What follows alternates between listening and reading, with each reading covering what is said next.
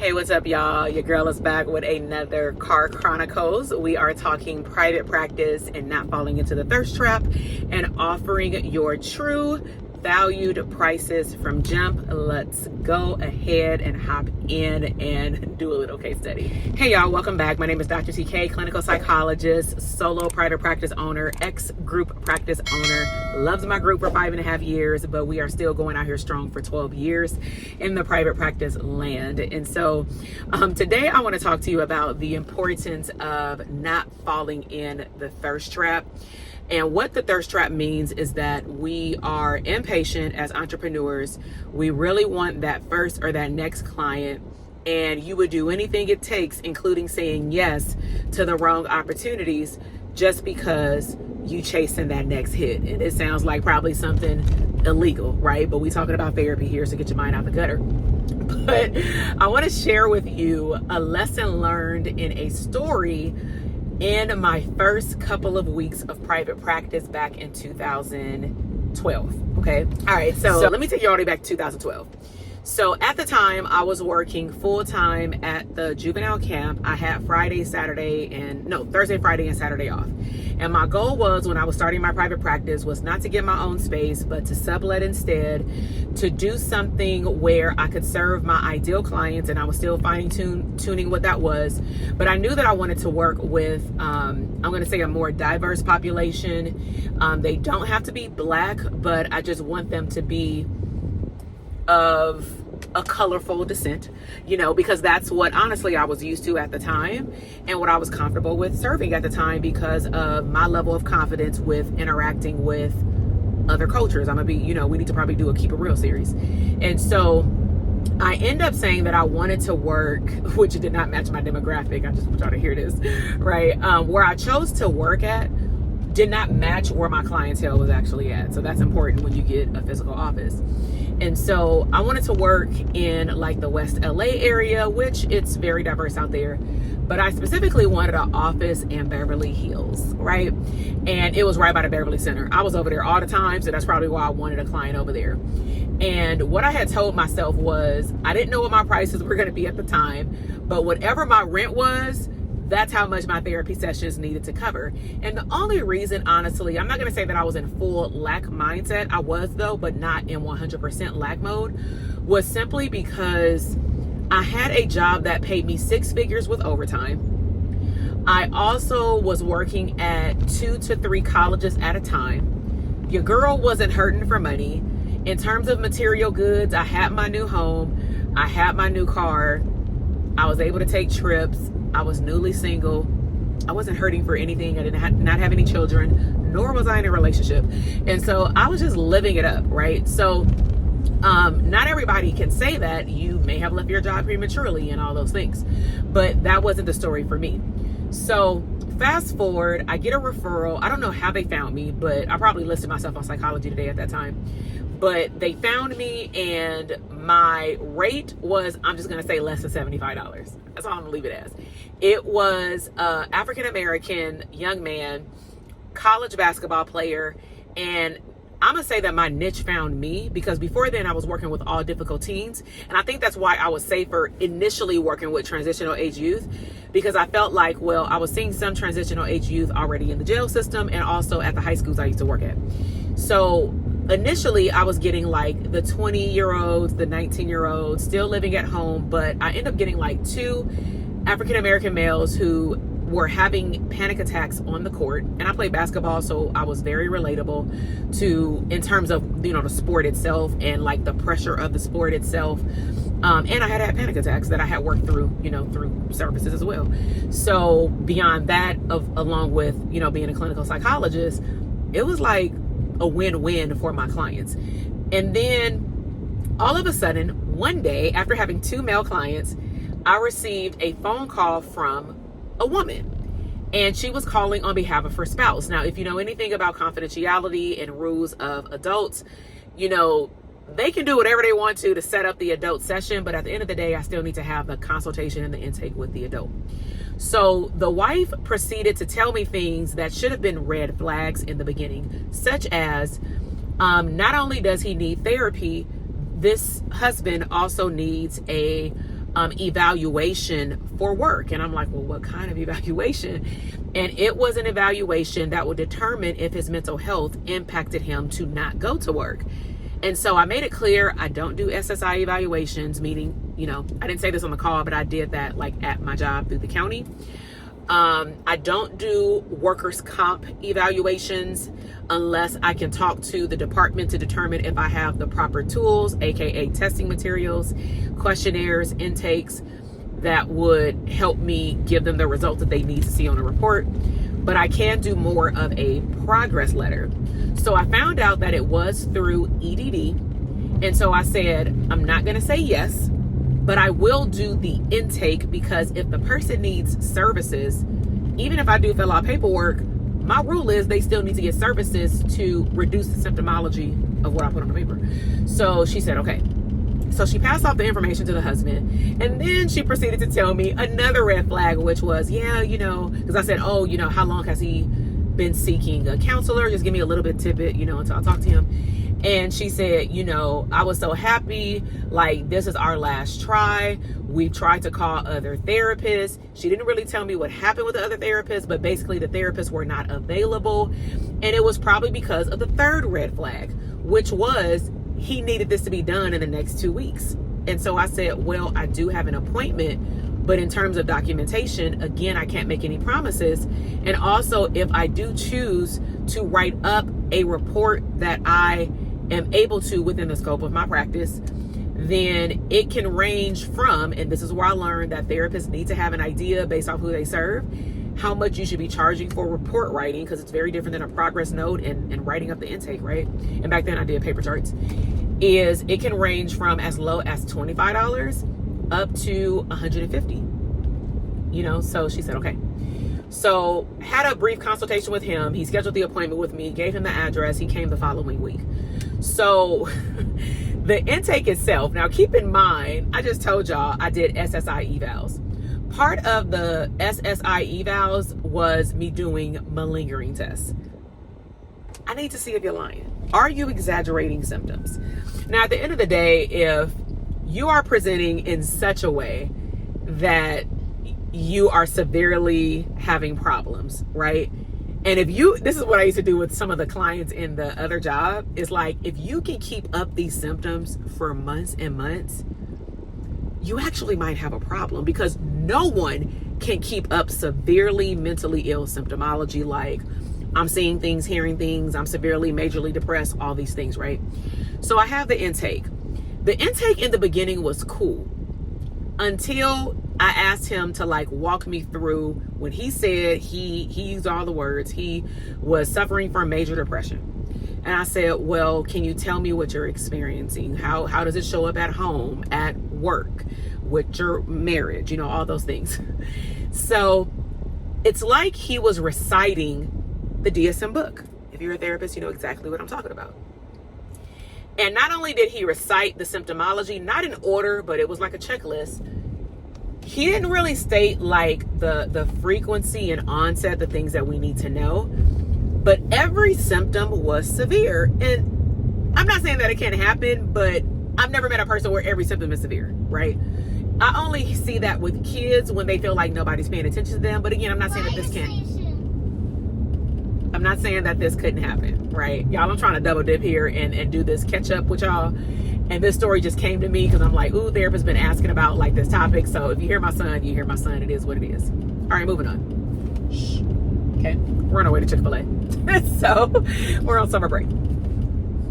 It's okay.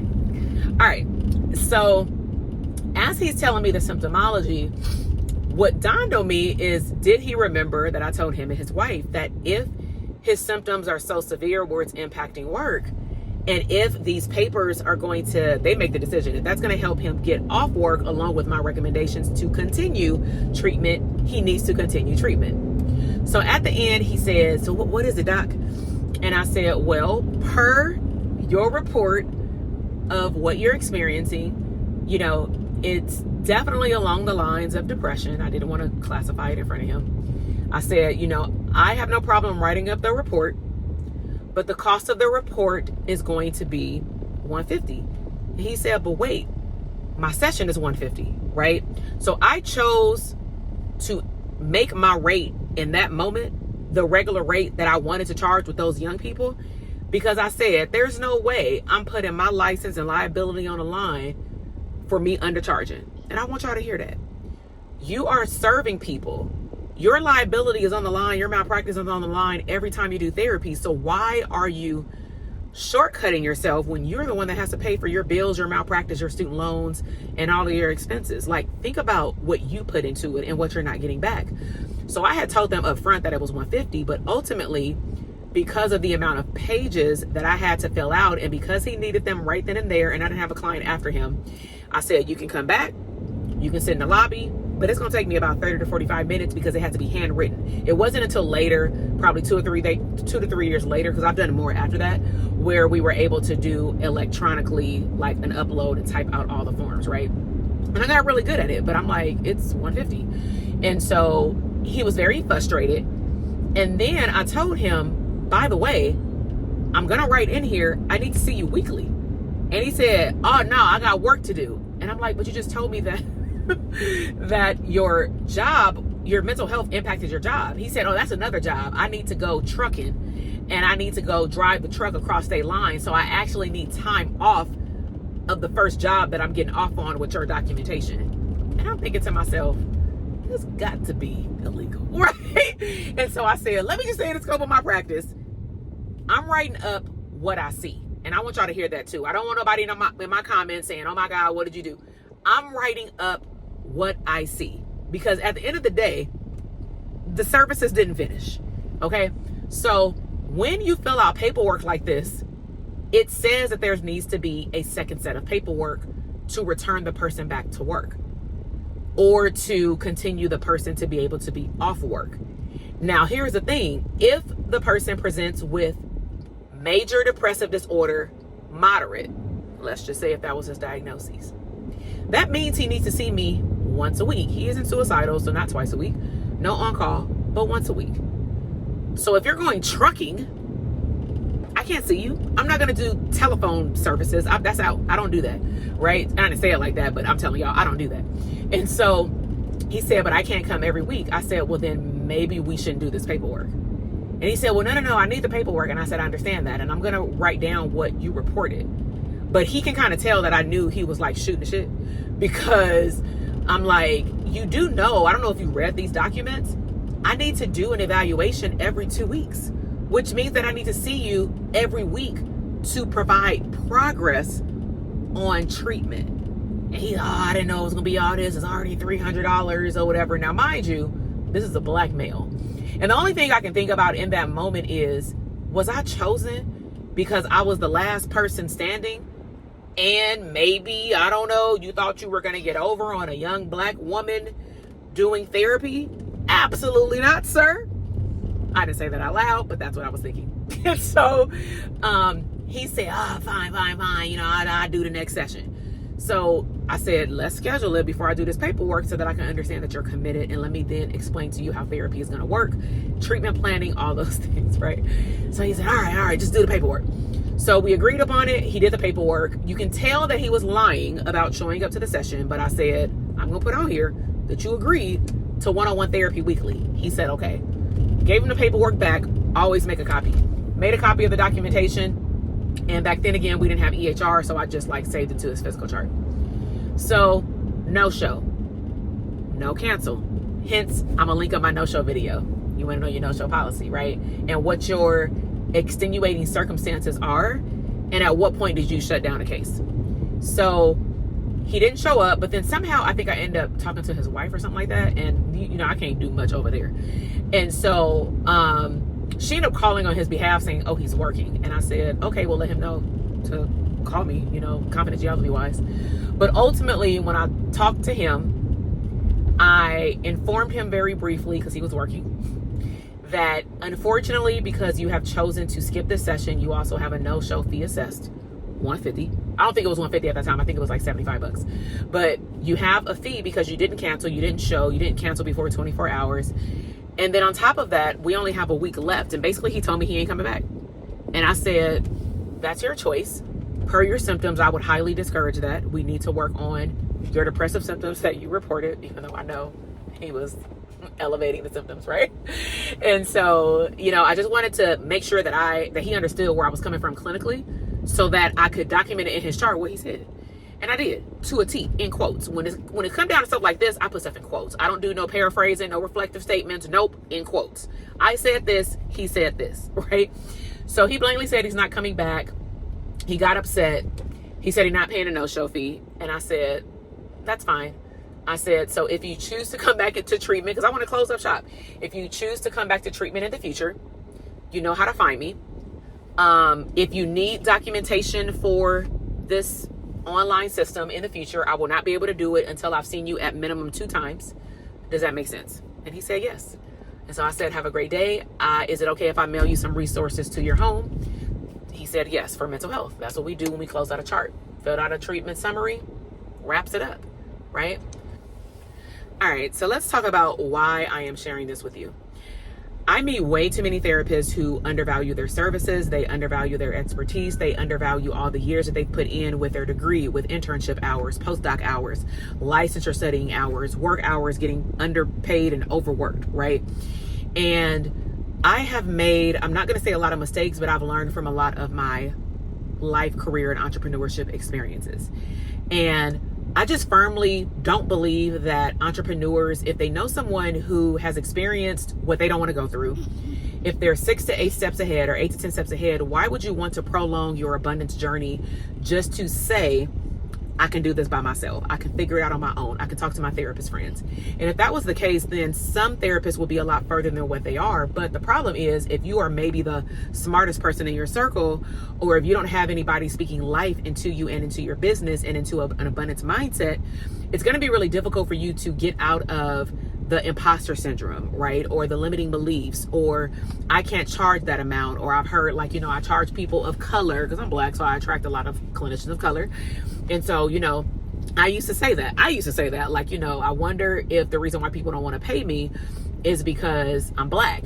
And my friend would tell me but you're a licensed psychologist. Maybe the reason people don't want to pay you is because you ain't found the right person. Maybe you're marketing to the wrong people. Maybe you need to work on your marketing skills. Hence, I got marketing coaching, right? And so at the end of the day, I just want you to be better than what I was 10 years ago. And that's why I share these entrepreneurship lessons, especially as it relates to private practice, because for a lot of therapists, private practice is your livelihood. This is where you learn how to become a first-time entrepreneur, and then you branch out to other things. So if you want to learn more about the private practice policy video, go ahead and check the description box. If you want to learn how to build a profitable operating system so that you know what paperwork you have into place, you can have discussions with other therapists who are building profitable private practices around how much you should charge for report writing. You can ask people in a positive community, this is what I'm going to do. This is my pricing. This is my value. Does this sound crazy? So you want to surround yourself with like-minded people, cheerleaders, go-getters, and especially other therapists who want abundant businesses. And so if you would like to participate in a live virtual party, a boot camp, I am going to be having one in the middle of August 19th. So if you are watching this before then make sure that you click the link in the description box. And if it is still open for registration, come on over, have a good time. It's a multi-day event. I will not let you down. We are definitely talking about operating systems, profitability, money, and more importantly, showing up as an abundant CEO. So if you want to join us for that, then check us out, but also check out other resources in the description box. If you are new here, I want to say welcome. Thank you for showing up. Subscribe to the channel, even if you're not new here, because I see my stats, y'all, and a lot of people are coming back, but they're not subscribing. So subscribe to let me know that y'all here, but also let me know what was the best part that you heard of this case study or something that you learned that you want to implement in your private practice, and share this video with some other therapists that you know who could use it. All right, y'all, have a great day. I'm about to eat my Chick-fil-A bars. All right, y'all, bye.